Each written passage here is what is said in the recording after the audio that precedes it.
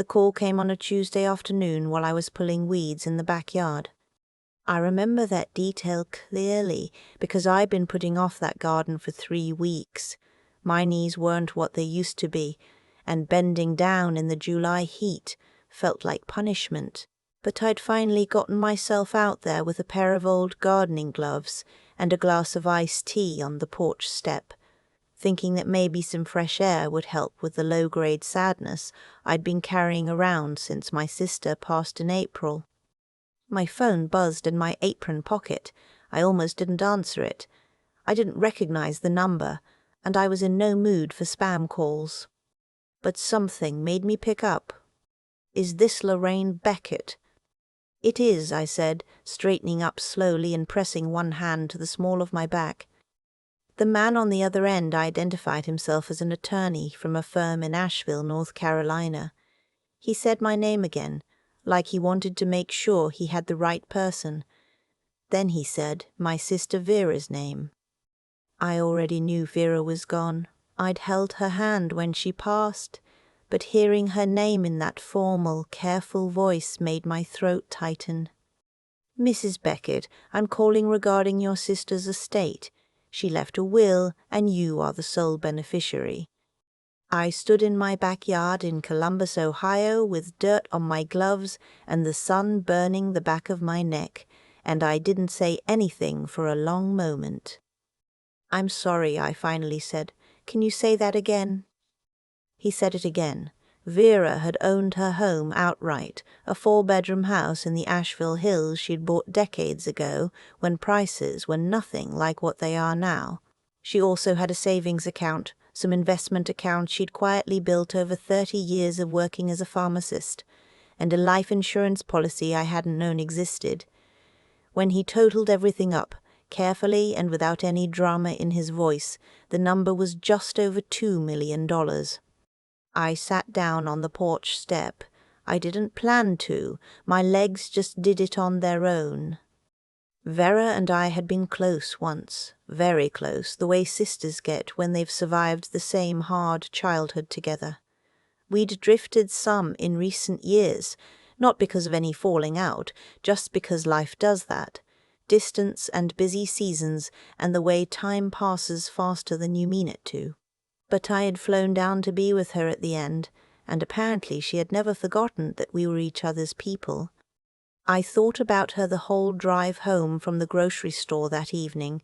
I thought about the summer we were teenagers, and she taught me to drive in an empty church parking lot. I thought about how she used to call me every Sunday morning just to talk, and how I hadn't realized how much I missed those calls until they stopped. And I thought about my daughter. My daughter Simone and her husband Ray had been struggling. That wasn't a secret in our family. Ray had been laid off from his construction management job 8 months earlier. And while he was trying, I believed that, I wanted to believe that, the job market had not been kind to him. They had 2 young kids, a mortgage in the suburbs of Columbus they were barely keeping up with, and credit card debt that Simone had mentioned once, quietly, and then never again. I knew she was embarrassed. She was always too proud to ask for help. But now I had something to offer. I barely slept that night. I lay in bed going over numbers in my head, thinking about what I could do. I could pay off their mortgage entirely. That alone would take the pressure off in a way that nothing else could. I could set up education funds for my grandchildren. I could finally stop worrying about my own retirement, which honestly had been a source of quiet anxiety for years since my husband Harold passed and left me on my own. There was enough here to change things for our whole family. I decided I would drive over the next morning and tell Simone in person. I wanted to see her face.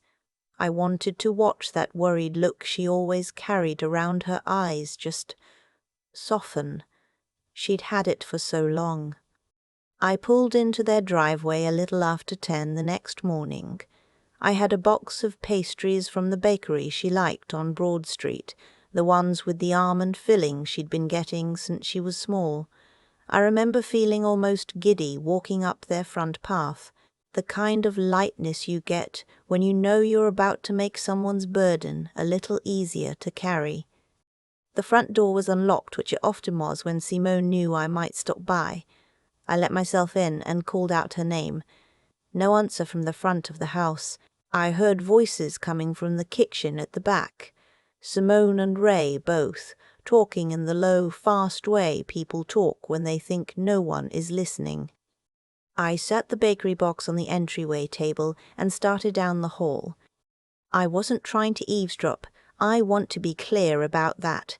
I was 10 steps away from walking right in and announcing myself, but then I heard Ray say my name. Lorraine's not going to be the problem. She trusts Simone completely. I stopped. Something in the way he said it, not like he was describing a gift, but like he was describing a vulnerability, made my feet stop moving. She's 63, Simone said. People are going to believe it if we say she's been having a hard time since Harold died, and she has been. That's not even a lie. Your brother-in-law still doing estate law? He can point us in the right direction at least. He said the key thing is documentation. We need to establish a pattern before we file anything. I stood in that hallway with a hand against the wall and the floor feeling like it had tilted underneath me. She's sharp, Ray said. That's the thing. She's going to notice. She'll notice if we're obvious about it, Simone said. So we don't be obvious. We be patient. We start being more involved, more present. We express concern. We document the concern. Then when the time comes, it's not us trying to take anything. It's us protecting her. Protecting me. I pressed my back against the hallway wall and stood there for what felt like a very long time, but was probably 30 seconds. The pastry box was still on the table by the door. I could see it from where I was standing. Then I heard Ray say, "How much did the attorney say?" And Simone answered, "He wouldn't give exact numbers, but she's the only one named. It's everything." I walked back down the hall. I picked up the pastry box. I let myself out the front door as quietly as I had come in, and I sat in my car in their driveway for a few minutes just staring through the windshield at the maple tree in their front yard. Then I drove home. I did not cry on the way home. I want to say I went home and cried, but I didn't. What I felt was something older than tears, something dull and deep, like discovering a crack in the foundation of something you'd built your whole life on. Simone was 37 years old. I had raised her alone for most of her childhood, after Harold got sick the first time, and wasn't the same after. I had worked double shifts at the hospital where I worked in billing. I had missed school plays and track meets, and felt guilty about it for years. I had given her everything I could scrape together, and then some things I couldn't really afford to give. And she was standing in her kitchen, working out how to document my decline before I had one. I sat at my kitchen table that evening and thought very carefully about what I was going to do. I was not going to confront her. Not yet. Maybe not ever. Because here is the thing about being 63 and having survived everything I had survived. I did not get emotional about threats anymore. I got organized. The first thing I did was call an estate attorney, not the one in Asheville who delivered the news, though I did call him too. I found a woman in Columbus named Sandra Marsh who specialized in elder law and asset protection. I called her the morning after the conversation in the hallway, and she got me in 2 days later. I told her exactly what I had heard and what I suspected. I told her about Ray's comment about documentation and Simone's brother-in-law who did estate law. Sandra listened without interrupting, and when I finished, she was quiet for a moment. "You did the right thing coming in right away," she said. We spent 2 hours together. By the time I left her office, I had begun the process of placing the inherited assets into a revocable living trust with very specific terms. Sandra explained that the trust would make it significantly harder for anyone to pursue guardianship or conservatorship proceedings because the assets technically belong to the trust and not to me as an individual. She also helped me update my durable power of attorney, naming my longtime friend Carol instead of Simone. And she connected me with an independent financial advisor to handle the investment accounts, so there would be a clear, professional paper trail of my own decision-making. None of this was dramatic. No one was arrested. No one was confronted. I went home each evening and cooked dinner and watched the news and called my friend Carol to talk about our garden club. But I was building a wall, quietly, brick by brick. About 3 weeks after I'd been to Sandra's office, Simone called and suggested that she and Ray come for Sunday dinner. I said that would be lovely. I made pot roast, which she had always loved, and I set the table the way my mother used to on holidays. I acted completely normal because I was completely normal. I had done what I needed to do. There was nothing left to perform. Over dinner, Ray mentioned that he'd been talking to a financial advisor friend about inheritance and estate planning and wondered if I had a will that was up to date. I do, I said pleasantly, and I passed him the bread basket. Because sometimes people think everything's taken care of and there are actually gaps, he said. It might be worth having someone look over. I have a very good attorney, I said. She reviewed everything last month, but thank you, sweetheart. He looked at Simone. She looked at her plate. We ate the rest of dinner talking about the grandchildren, who were wonderful and innocent, and had no idea any of this was happening. A few weeks after that, Simone called to suggest that I might want to think about downsizing. She said it very gently, very lovingly, framed entirely as concern for me. My house was big for one person. The stairs were a lot. Had I thought about maybe looking at some of those senior living communities? They had beautiful amenities, very active social lives. I was 63 years old. I had climbed those stairs every day for 22 years. I did yoga 3 mornings a week. I'll keep it in mind, I said. And then I called a real estate agent the following week, not to sell my house, but to have it appraised. I wanted documentation of what it was worth, what it was to me, and what I intended to do with it, which was to live in it. I won't pretend it didn't hurt. The hurt was there every day, underneath everything. Every time I looked at a photo of Simone as a little girl, every time my grandchildren called me Grandma Lou and climbed into my lap, the hurt was quiet, but it was constant, like tinnitus you learn to live with. But I also knew something now that I hadn't known before I walked down that hallway. And knowing it, really knowing it, meant I could make clear choices. I transferred a portion of the inheritance into a high-yield savings account in my name alone. I set up the education funds for my grandchildren directly, structured so they could not be touched by anyone except when the children turned 18. I put aside a generous amount to make my own retirement comfortable. I sold the Asheville property through the estate attorney there, and I used some of those proceeds to take the trip to Ireland that Harold and I had always planned and never gotten to. I went with Carol. We spent 10 days there in the fall when the leaves were just turning, and it was the most peaceful I had felt in years. I thought about Vera the whole time. I think she would have loved Ireland. I think she would have had strong opinions about every restaurant we chose and been right about most of them. When I got home, there was a voicemail from Simone asking if I wanted to come to dinner that weekend. Her voice was careful and bright in the way it always was now. That particular brightness that had a little effort behind it. I listened to it twice. I called her back and said yes. Because here is what I decided, and I want to say this clearly in case anyone out there is walking through something like this. I did not cut Simone out of my life. I did not stop loving her or stop seeing her grandchildren. I did not deliver some devastating speech or show her a transcript of what I'd heard in that hallway. What I did was decide that I was the one who got to determine what my own life looked like from here on out.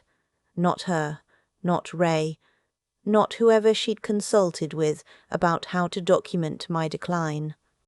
I was 63 years old, and I had just inherited enough to live the rest of my life well. I had spent 30-some years taking care of everyone around me. It was not selfish to take care of myself now. It was not cold or unloving.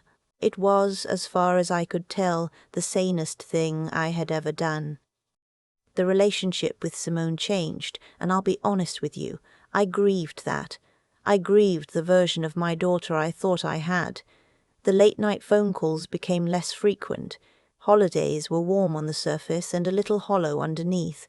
I noticed she stopped bringing up my finances entirely, which told me she'd realized, somewhere along the way, that the conversation in the kitchen had had an audience. She never said so. I never said so. Ray got a new job eventually, a project manager role with a firm in Dublin, Ohio. Good salary, solid benefits. The financial pressure on them eased, and when it did, I noticed that Simone began to seem more like herself again.